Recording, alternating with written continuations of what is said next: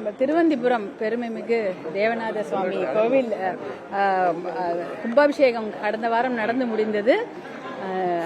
அந்த பெருமாளை சந்திக்கும் பாக்கியம் எனக்கு இன்னைக்கு தான் அமைஞ்சுது. அதனால இன்னைக்கு வந்து திருப்தியாக எல்லாம் எங்களுடைய சகோதரர்களோட வந்து இன்னைக்கு கும்பாபிஷேகம் அந்த நிகழ்ச்சியில் கலந்துக்க முடியவில்லை என்றாலும் சாமியை பார்த்த ஒரு பெரும் பாக்கியத்தை அடைந்தோம். இன்னைக்கு ரொம்ப அருமையான ஒரு நிகழ்வு, சொல்லவே முடியல, எவ்வளோ சந்தோஷமாக இருந்தது. ஏன்னா இந்த கடலூர் மாவட்டத்துக்கு வந்து இது ஒரு மிகப்பெரிய கோவில், வரலாற்று சிறப்பு வாய்ந்த கோவில், பாடல் பெற்ற ஸ்தலம், அவ்வளோ சிறப்பு இருக்கிறது. மன்னர்கள்லாம் வந்து தரிசனம் செய்திருக்கக்கூடிய இந்த கோவில், சேர சோழ பாண்டியர்களாக இருக்கட்டும், கடவுளர்களே இந்த கோவிலில் வந்து தங்கி இருக்கிறாங்க. அப்படி இருக்கும்போது இந்த கோவிலை பார்க்கக்கூடிய பாக்கியம் எங்களுக்கு இன்னைக்கு கிடைச்சதுன்றது ஒரு புண்ணியமா நினைச்சு வந்தேன்.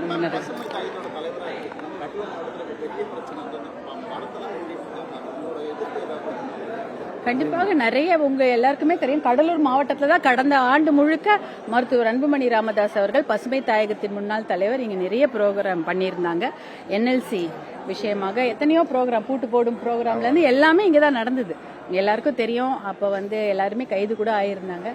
நிறைய நிகழ்ச்சிகள் நாங்கள் பண்ணிட்டு இருக்கோம். நிறைய தொடர்ந்து விழிப்புணர்வு எல்லாமே வந்து எங்களுடைய சகோதரர்களோட நாங்கள் கலந்து சேர்ந்து ஐயா அவர்கள் எங்களுக்கு வழிகாட்டுவார். அதை நாங்கள் செய்வோம். நன்றி. செய்திகளை உடனுக்குடனும் துல்லியமாகவும் தெரிந்து கொள்ள சப்ஸ்கிரைப் பண்ணுங்க.